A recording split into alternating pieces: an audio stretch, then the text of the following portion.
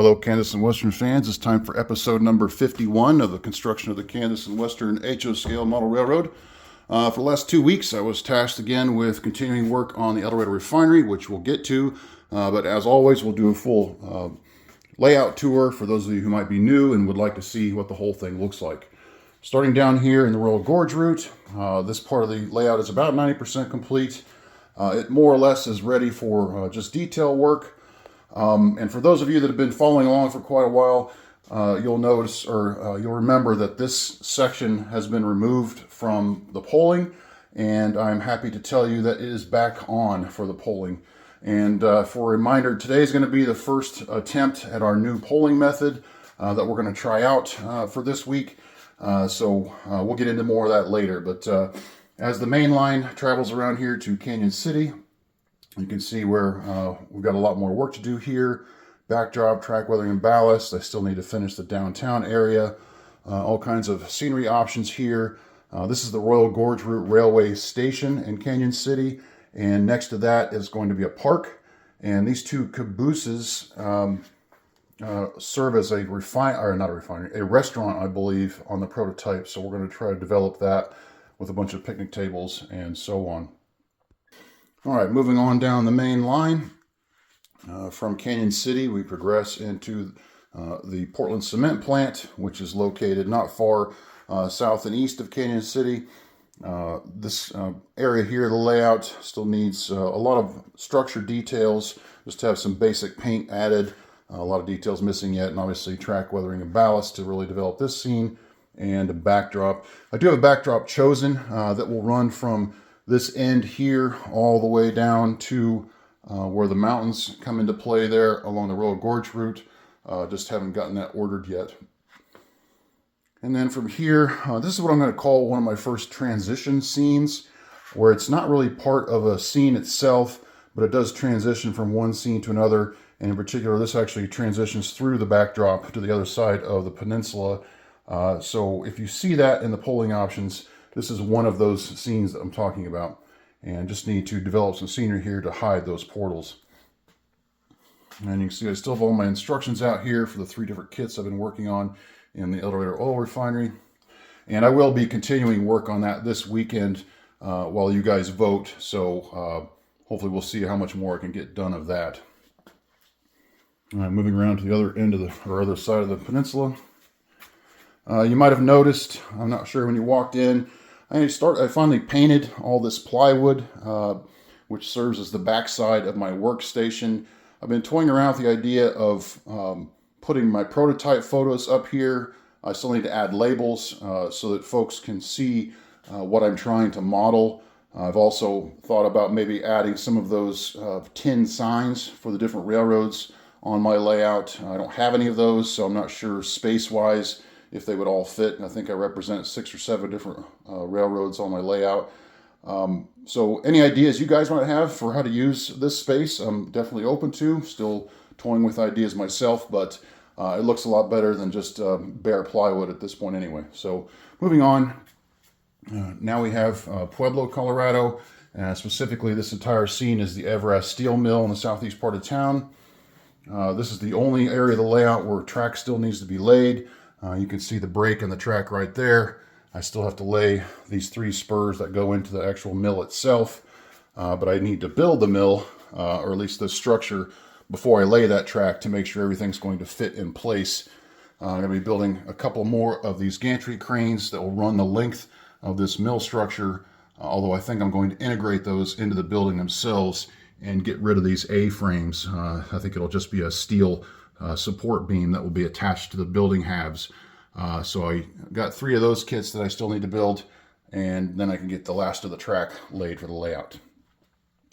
And moving around here, this will be another transition scene where I'm going to use scenery to kind of divide La Junta Yard and the Everest Mill using a hillside and a hillside cut, and then lots of trees so you can't see the scenes so easily kind of just fold into each other like that. So that's another one of those transition scenes. And here we have La Junta Yard. Need a backdrop, track weathering and ballast. Not too much to this yard. As you can see, track takes up most of it.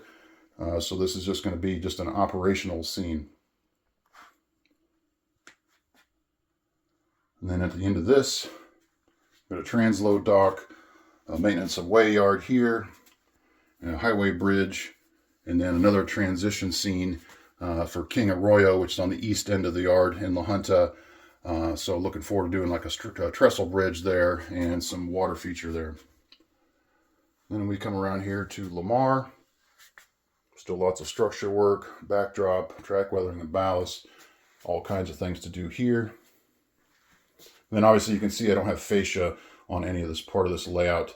The switch diagram here you see is for staging underneath.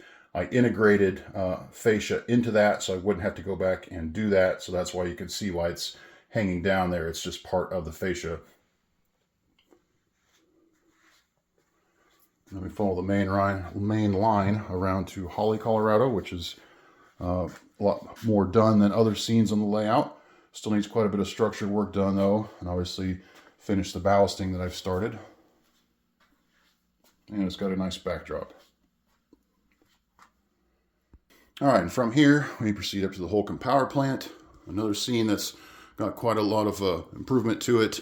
I still need to redo one of these power station kits. I'm going to start with a new one to make this more match a power station substation. Got some advice from somebody who's actually worked at a power station, so I figure they know what they're talking about, so I'm going to redo that to something more appropriate. I would call this another transition scene because we're transitioning from the top of the helix. You can see the track curving around back there.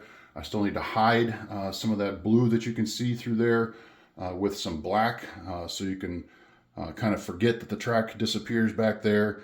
Need to add a lot more vegetation here, trees, just so you can just kind of forget about where that track goes and ignore the fact that it's on the top of a helix. Lots of ground cover to add here. Still need to finish off my coal pile, add some more smaller piles maybe where that front end loader has redistributed some coal, and just some more work to do on this structure here. I'm also going to add a flashing red light to the top of that stack now that I know how to do that. And I don't know if any of the rest of you have thought about this. Once you've done some lighting, it kind of gets addictive. Maybe that's just me, but since I've started doing lighting work on the refinery, I'm thinking about where to add lights everywhere now. So that's kind of fun. Here in the Garden City area, still have quite a bit of structure work to add for the main facilities for both Midwest PMS and for Helena Chemical. One of these days I'll get all these names memorized. You can see these are the prototype photos. And then we follow the main line around to Charleston Elevator. Even though I have this mock-up here of the elevator, I'm going to totally redo this so that it matches the prototype. That's the prototype there. It's not too far off, but there are some gaps between silos that I want to go ahead and add and try to copy this thing on a one-to-one basis just to see if I can. And then we have another one of our transition scenes. This is going to be a recreation lake, another water feature I'm looking forward to doing with maybe a small beach, maybe some docks with some small boats, just to kind of help hide the fact that the main line is just wrapping around behind it. We're going to try to hide most of that track in this scene. Then we proceed over here to the Wichita Industrial Park. There's not a lot of space here. This is about a 12-inch, I think it's a 16-inch wide piece of bench work. So the backdrop is going to have a lot of the industry scene on it to help the eye recognize how busy an area this is for industrial work. But I have a lot of structure kits too that I can add to the foreground just between that last bit of track and the backdrop. Then we move into the BNF side of the Wichita yard. And the Wichita elevator here. It's not called the Wichita, actually Cargill, I believe, used to own this elevator, but it's been out of service for a long time. They've tried to tear it down actually, but as you can imagine with a structure of this size being all concrete, I think the demolition company that bought it tried tearing down one of the other side of this elevator, or this side, it doesn't really matter, one of the sides, and they ended up destroying a bunch of cranes in the process because of how much wear and tear it takes. So I think they just gave up for the time being. And move down to the end of the Wichita yard. And the I-135 bridge, which still needs some detail work. And the other side, which I'm calling the Union Pacific side, which is just for my operations. In reality, Union Pacific owns all this yard. And this is their car shop here. And we have another transition scene, which would be between Wichita and Towanda. This is going to be some wheat field. And then, so if you've been following any of my progress regarding backdrop, I've put in an order for a backdrop that's going to stretch from this corner all the way down to that corner down there. And I think I've gone back and taken some new pictures of Towanda from outside of town, so I don't have to worry about the scale. I'm not going to do the street downtown anymore. It's more just going to be a corner of town where there are some houses, where there'll be a lot of trees. I've submitted those photos to William over at Train Junkies, but I've not heard from him for about 10 days. So I'm wondering if he might be on vacation or if he's swamped with work. I'm not sure. I'm going to give him about another week or so, and if I haven't heard from him, I'm going to see if I can give him a phone call and see what's up, because I'd like to really get this backdrop installed. I think it's going to be a real eye catcher. From Towanda, we move on to the El Dorado oil field, with Shumway Road represented here, which will be a dirt road. And then here are a couple more transition elements, where this is just kind of be a dry, washed out creek with some trees. And then you have Mears Fertilizer, another transition element, again with some trees, maybe another washout, culvert maybe underneath the tracks here. And these are just transition scenes so that all these different industries don't just roll together, because in reality, Mears and Barsol and BG Products are separated by, maybe a mile or so. So I want to have some separation here. Still quite a bit of structural work to do with these two scenes. In reality, these two companies, BG Products and Barsol, are right next to each other. So this is an actual more accurate representation of these two facilities. And then from here, we transition over to the El Dorado Refinery, which is where I've done all my work for these last 2 weeks. So we'll talk about that here real quick. As you can see, I've got a little bit more ballast work done here around the turnouts. I've gotten almost all the weathering done for that spur. I still need to finish that, and then it'll be ready for ballast. I still have to weather the rails for this final spur that goes into the refinery itself. Here at the end of the loading rack dock, I've got the first one mostly complete. I was going to kit bash the piping underneath, but decided I didn't like the lack of detail on the styrene tubing I was going to use. So I decided to tough it out and just use the piping that's provided with the kits. And so far, so good on that. I still have some more detail to add for the loading piping and all that, but I got a good start on it.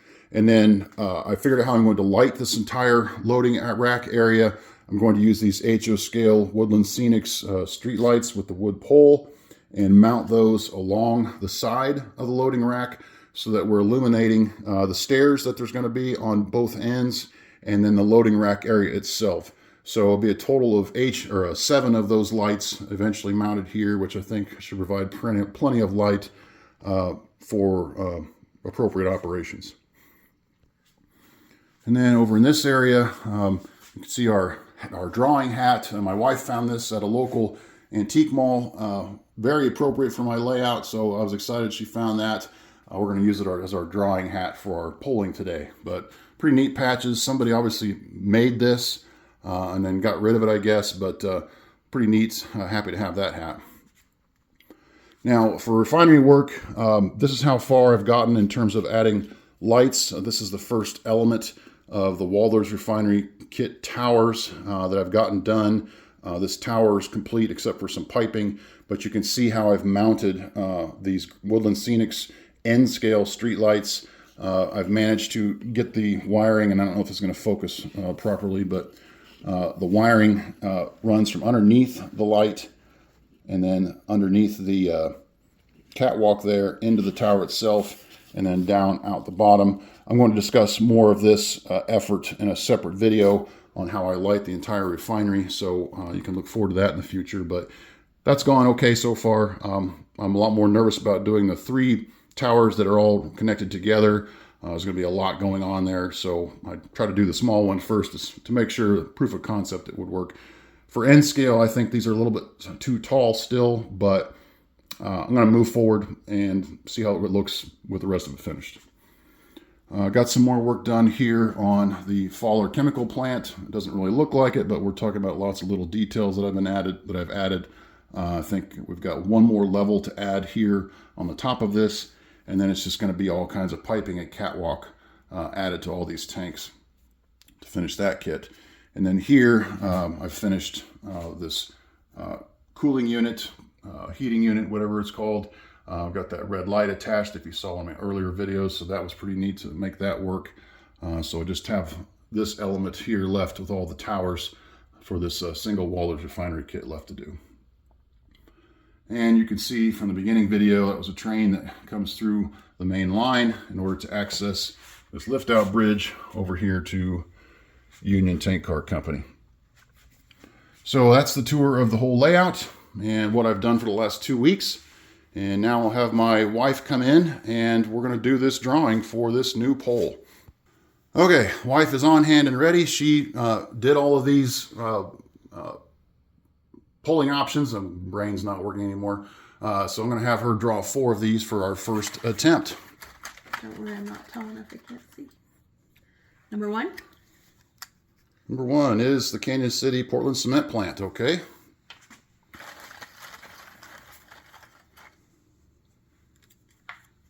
Number 2, the El Dorado Industrial Park and Rail Yard.